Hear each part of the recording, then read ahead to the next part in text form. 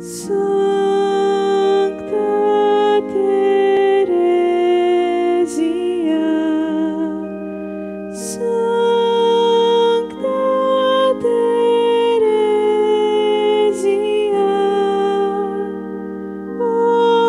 ora pro nobis.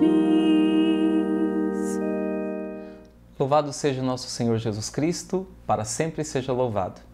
Seja bem-vindo à nossa 7ª aula do nosso curso sobre Santa Teresinha do Menino Jesus.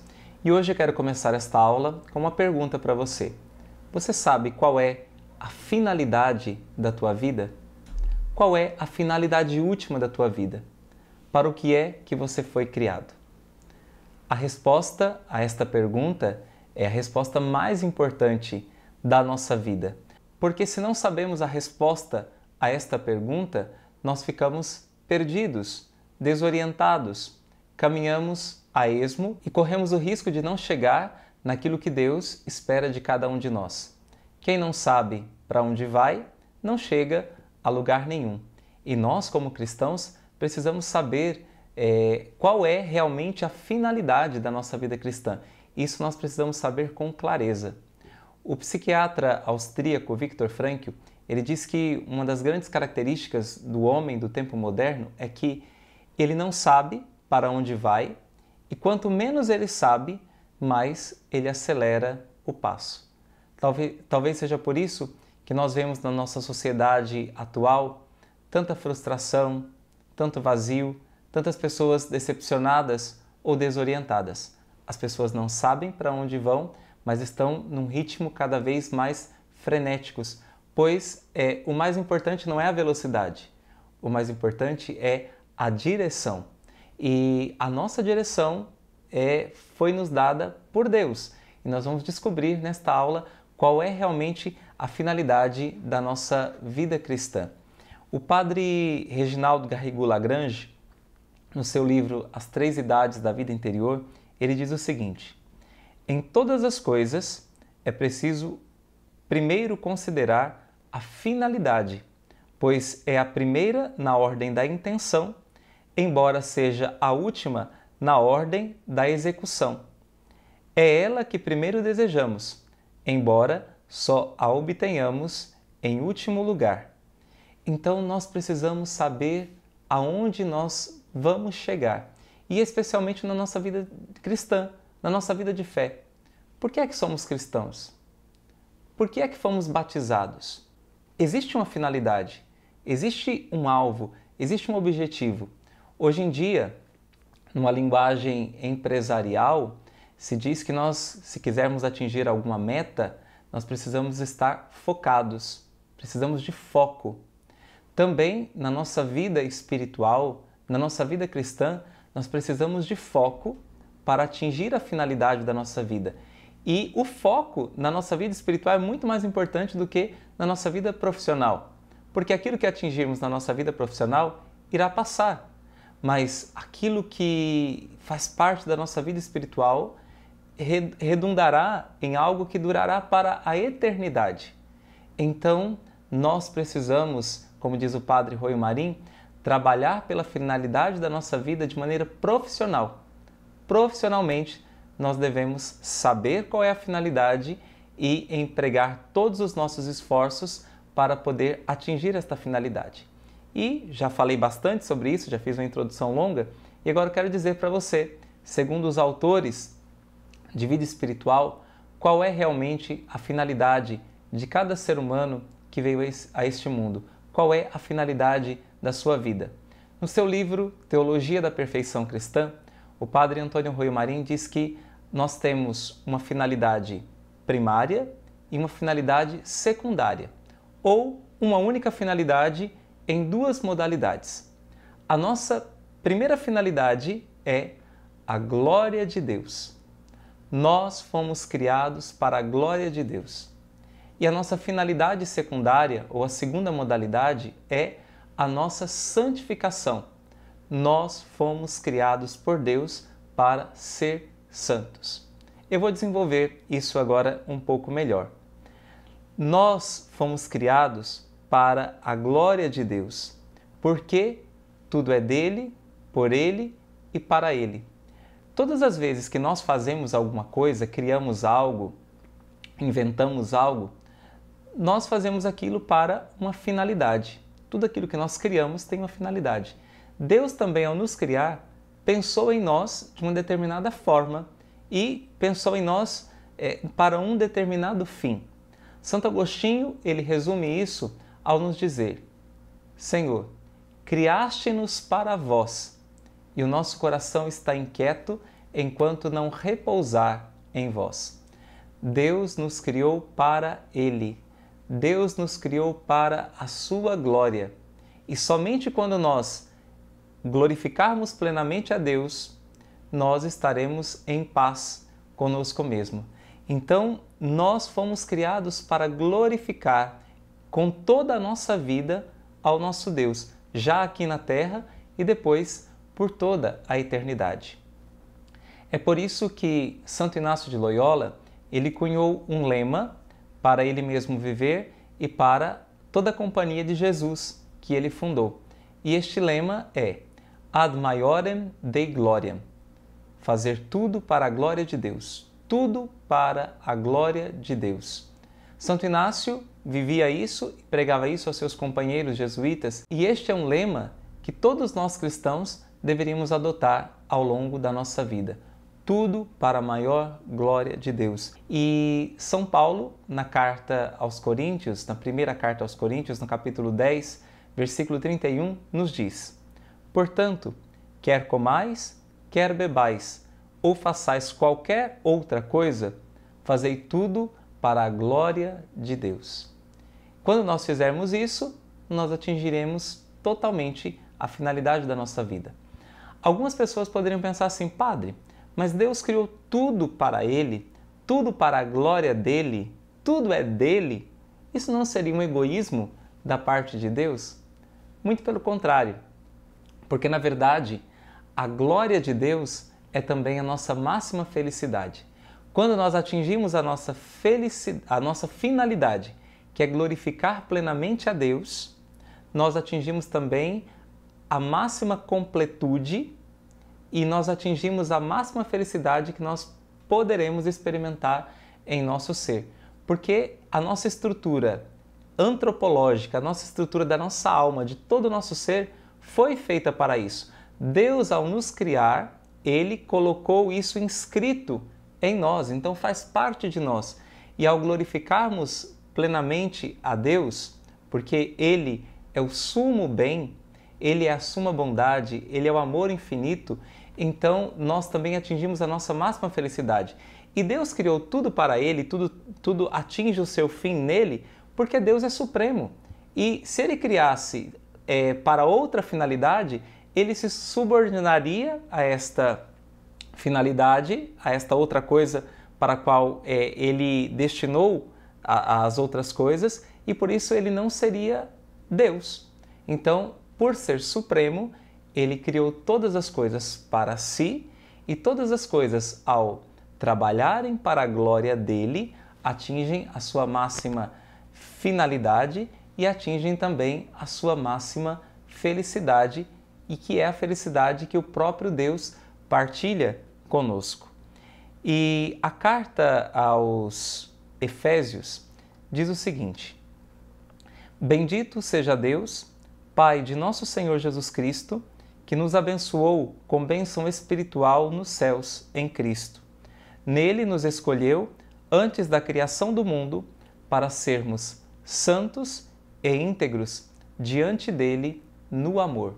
Então, antes mesmo de nos criar, quando Deus pensava em nos criar, Ele pensava em nós santos diante do seu olhar no amor, amando-o, compartilhando a própria vida dele, o amor que Ele mesmo é. Mas no que é que consiste a santidade? O padre Roio Marim, no seu livro Ser ou Não Ser Santo, eis a questão, ele nos apresenta 4 definições a respeito da santidade. A primeira definição de santidade é que a santidade é a nossa perfeita configuração a Jesus Cristo, ou seja, a nossa cristificação. Quem melhor expressou isso numa frase, numa fórmula, foi São Paulo, quando na carta aos Gálatas ele diz: já não sou eu que vivo, é Cristo que vive em mim. Quando Cristo for tudo em nós e quando nós tivermos o pensamento de Cristo, os gestos de Cristo, as ações de Cristo, quando nós vivermos Cristo em nós, nós seremos plenamente santos. Então, a nossa santificação é a nossa perfeita configuração a Jesus Cristo. A segunda definição de santidade que o padre Antônio Rui Marim nos dá é a nossa perfeição na caridade, ou a nossa união em Deus, a nossa união com Deus no amor. É nós amarmos perfeitamente a Deus e, por causa de Deus, nós amarmos perfeitamente o nosso próximo. A terceira definição de santidade que nós temos é nós vivermos de maneira experimental o mistério da inabitação da Trindade na nossa alma. O que é isso? Pelo batismo, nós nos tornamos templos de Deus, moradas de Deus. O próprio Deus habita em nós, o Pai, o Filho e o Espírito Santo. E vivermos na consciência disso e vivermos como verdadeiros templos de Deus, e assim as nossas ações testemunham a presença de Deus em nós, isso fará também com que nós sejamos santos. E a quarta definição de santidade que o padre Rui Marim nos dá, que a santidade é a identificação e conformidade da nossa vontade humana com a vontade divina. Uma santa que nos dá uma definição, uma frase a esse respeito é Santa Teresa de Ávila, quando ela diz: cumpra-se em mim, Senhor, vossa vontade, de todos os modos e maneiras. Ser santo é cumprir plenamente a vontade de Deus em todas as coisas. E o chamado à santidade está implícito na nossa vida cristã. No próprio ato de nós nos tornarmos cristãos, que é o nosso batismo, já está ali um chamado à santidade. O Concílio Vaticano II, no capítulo 5 do documento sobre a Igreja, Lumen Gentium, apresenta uma doutrina belíssima, que é o chamado universal à santidade. E o concílio nos diz: por isso, todos na Igreja, quer pertençam à hierarquia, quer por ela sejam pastoreados, são chamados à santidade, segundo a palavra do apóstolo. Esta é a vontade de Deus, a vossa santificação.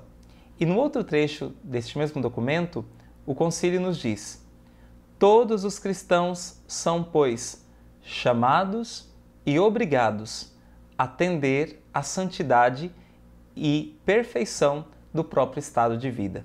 Então, como cristãos, nós somos chamados e obrigados, porque é um dever, faz parte do nosso compromisso cristão atingirmos a santidade. Até porque, para entrarmos no céu, para estarmos na eternidade ao lado de Deus, precisamos ser santos. A carta aos Hebreus nos diz isso: procurai a paz com todos e, ao mesmo tempo, a santidade, sem a qual ninguém verá o Senhor. Deus é santo e para vê-lo, para contemplá-lo eternamente no céu, nós precisamos também tornar-nos santos.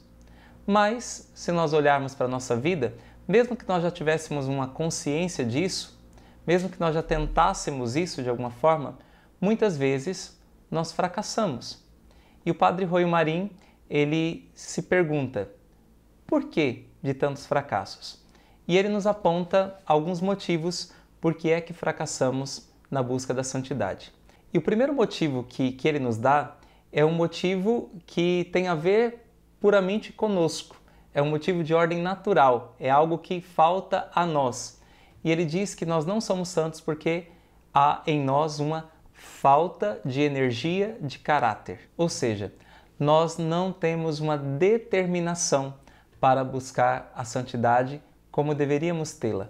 E aqui nós podemos nos lembrar da palavra de Santa Teresa de Ávila, no seu livro Caminho de Perfeição, quando ela aconselha as suas monjas dizendo: olha, quando vocês começarem no caminho da vida espiritual, no caminho da oração, é preciso ter uma determinada determinação de não parar enquanto não chegar na meta.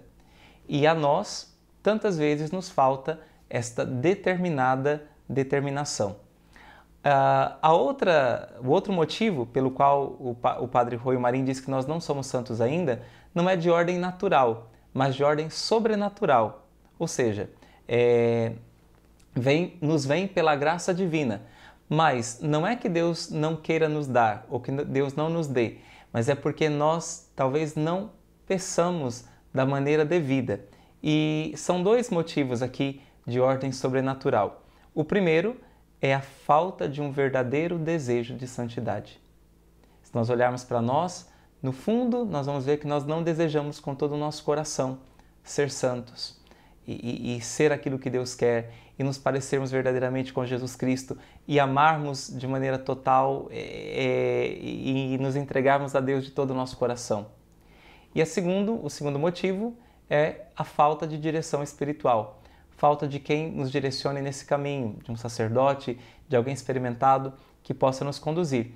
Mas esses motivos de ordem sobrenatural, nós devemos pedi-lo a Deus. Deus quer nos dar, mas nós precisamos suplicar a Ele.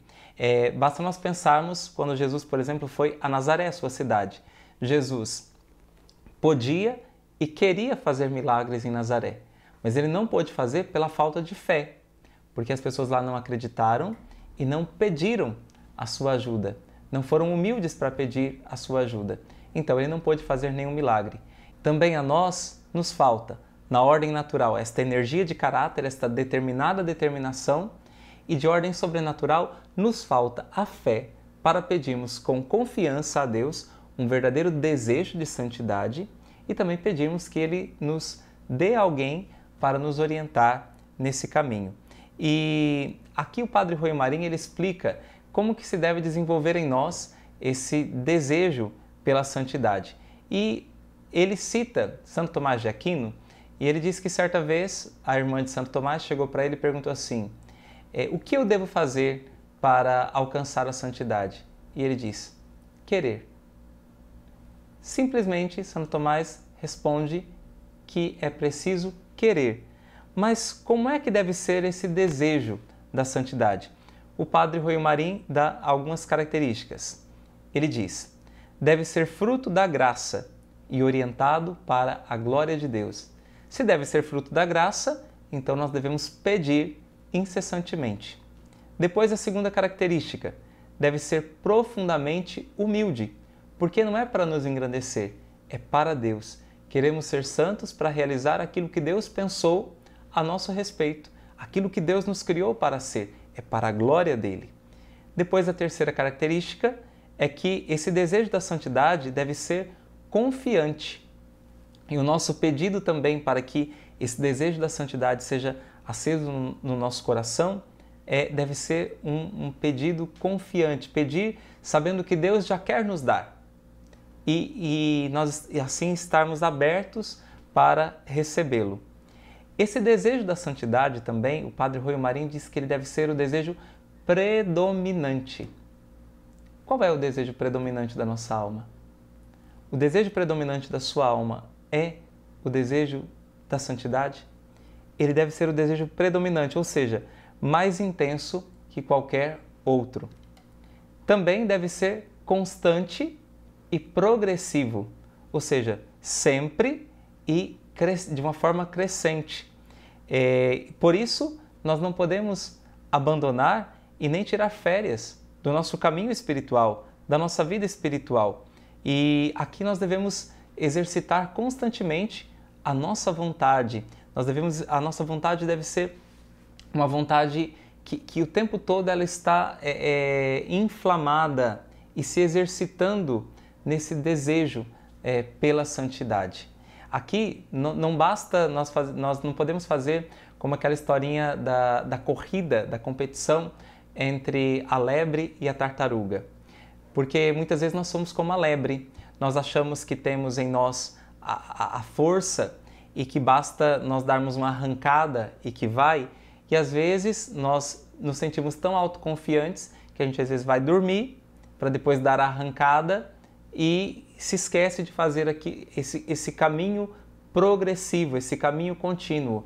A tartaruga, ela conhecendo a si mesma e conhecendo as suas debilidades, Então, ela foi dando passo após passo até atingir a meta. Então, uma vontade indolente ou uma vontade que dá apenas um arranque num determinado momento, mas depois se esquece de dar os outros passos, não chegará à santidade. E também a última característica que o padre Rui Marim dá a respeito do desejo de santidade é que ele deve ser prático e eficaz. Ele deve ser um quero com decisão. É algo que nós realmente queremos e nós procuramos por todas as formas colocar isso em prática na nossa vida. Então, essa introdução aqui, essa explicação, foi para falar daquilo que é o desejo de santidade na vida de Santa Teresinha, mas especialmente na nossa vida, porque muitas vezes nós como cristãos não temos isso com clareza e nós precisamos ter isso. Precisamos ter a clareza. Qual é a finalidade da nossa vida? Nós fomos criados para a glória de Deus. Qual é a finalidade da nossa vida? Nós fomos criados para ser santos diante de Deus, no amor. Esta é a finalidade. E prosseguirmos nesse caminho com determinação e com o desejo predominante, o desejo mais forte e mais intenso da nossa alma. Santa Teresinha viveu isso. Santa Teresinha viveu isso ao longo de toda a sua vida. O Frei Conrado de Mester, num livro sobre Santa Teresinha, ele diz o seguinte, olha, já bem cedo, Santa Teresinha começou a viver intensamente a sua vida cristã.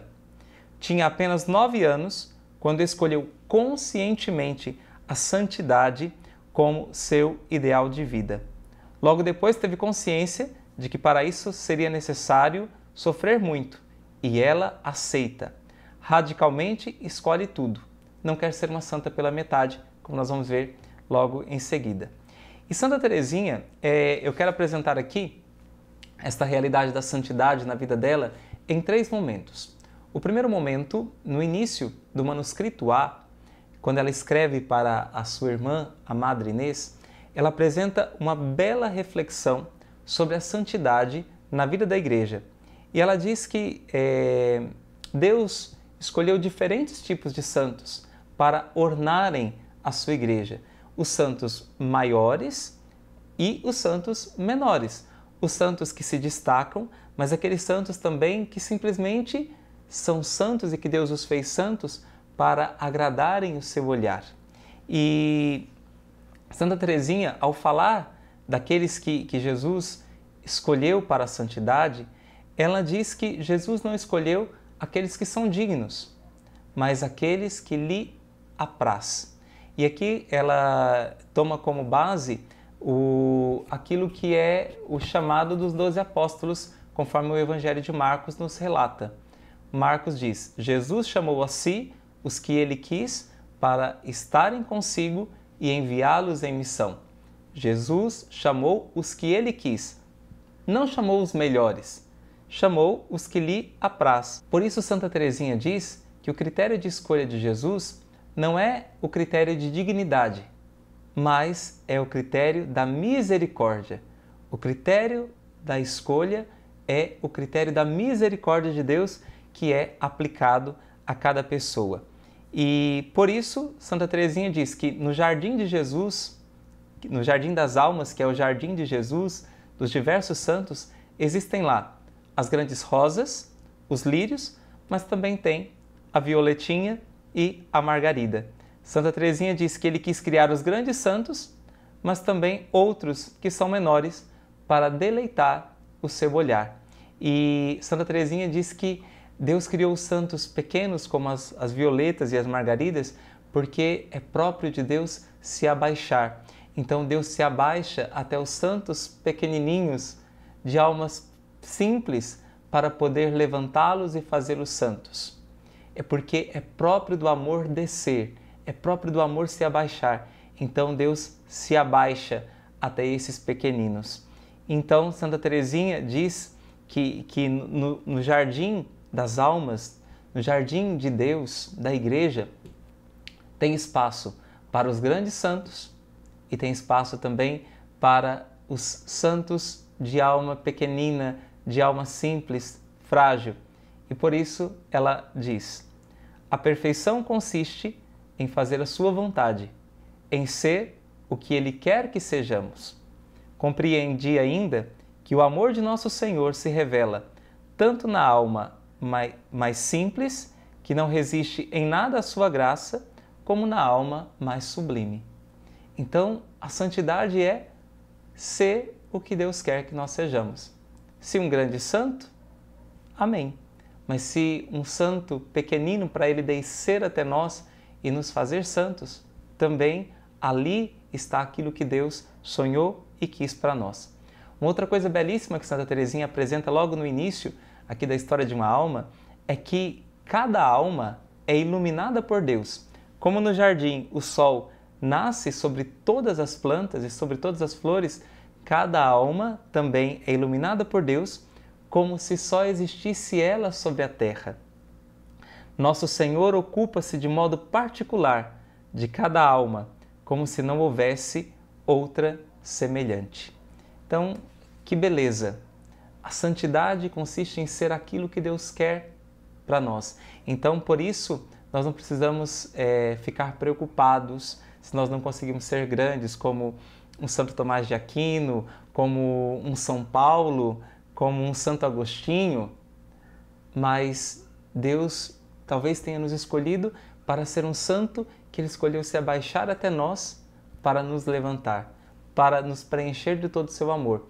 E com isso basta que nós tenhamos esta abertura para deixar Deus cuidar de nós e Deus cuidar em particular da nossa alma e se relacionar conosco de forma única, porque a santidade que Deus espera de nós, de cada um de nós em particular, é única e vai ser um tesouro único para toda a igreja. Vai ser da santidade na nossa vida, os bens espirituais que irão se originar de tudo isso serão únicos em toda a história da igreja, em toda a história da humanidade. A santidade que Deus tem para nós e o chamado para sermos santos é que nós sejamos santos de uma maneira única, assim como Ele espera de cada um de nós.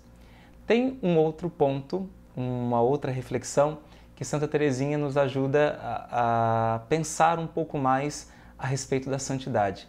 Ela conta um episódio da sua vida e a partir desse episódio da sua vida ela tira uma conclusão magnífica. Eu vou ler as palavras dela e gostaria que você prestasse atenção.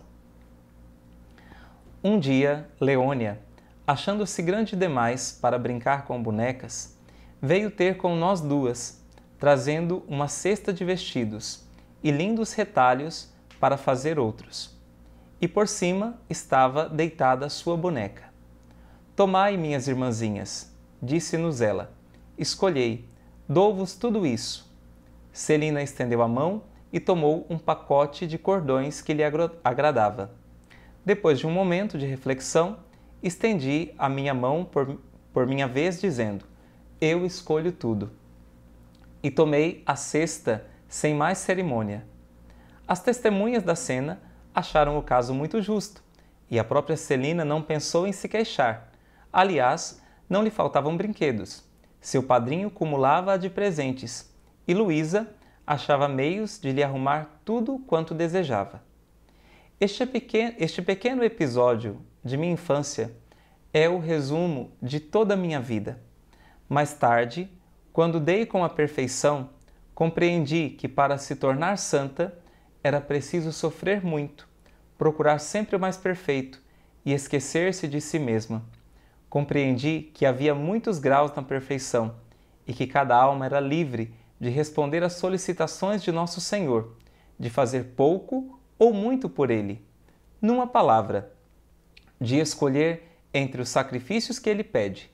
Então, como nos dias de minha infância, exclamei, meu Deus, eu escolho tudo. Não quero ser santa pela metade. Não tenho medo de sofrer por vós. A única coisa que temo é guardar minha vontade. Tomai a vós, pois escolho tudo o que quiserdes.